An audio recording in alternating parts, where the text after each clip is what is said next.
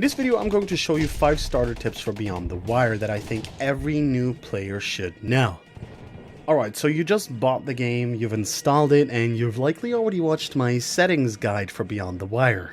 What's next? Well, if you're new to the milsim genre, it might be a bit difficult to get a grasp on it. I can make a video that is 20 minutes long where I explain everything, but here I am just going to be giving you 5 tips to get your feet wet. First and foremost, it is important that if you get into the game, you start getting good with any particular class. I recommend doing the Rifleman. Any given milsim has several different classes, and Beyond the Wire is no different. You can be a medic, but that requires you actually having to go and pick up people. It could be a squad lead, but that actually requires you to give good orders and coordinate your team, not to mention speak with your commander and other squad leaders. You can be a grenadier, an assault, or a light machine gunner even, but none are really as easy to get a grasp on like the Rifleman. So I recommend playing that until you've learned all that you think you can learn with that class, and then going on to a different class. Maybe a medic, maybe a machine gunner, and then maybe at one point even a squad leader once you think that you've mastered the game. That doesn't mean that you can't be a squad leader if you're fresh to the game, but it's unlikely that you'll really be a useful squad leader.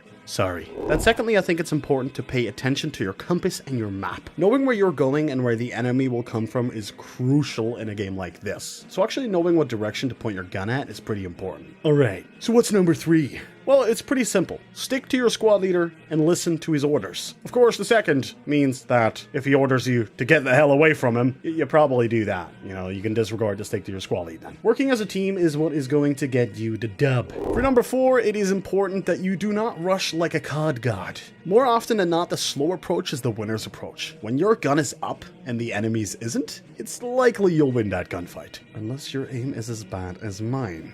And then the last tip that I can give you right now is to give callouts. I know it might be difficult, especially if you don't know the maps and if you've never really done this, but try to do your best to be as clear as possible. Say things like, there's an enemy at 120, there's an enemy northwest, there's an enemy in the blue house top floor 160 degrees southeast with an LMG in the southeast window. Like that.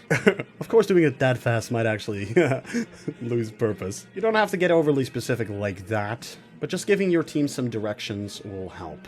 Then I'm going to give you one more piece of advice. It's a bit of an extra, and that is to simply play the game. You will get better by playing the game by putting hours into it. You will get better by playing the objective, and you'll get better by playing just a general part in the action. So do that. Have fun. It's important. Alright, anyways, that's where I'm going to end this video. If you enjoyed, leave a like on it. If you didn't, leave a dislike and let me know what you didn't like about it, because this was dope. And subscribe and hit that notification bell to make sure you don't miss a single future upload. This has been SirBear, and I will see you next video.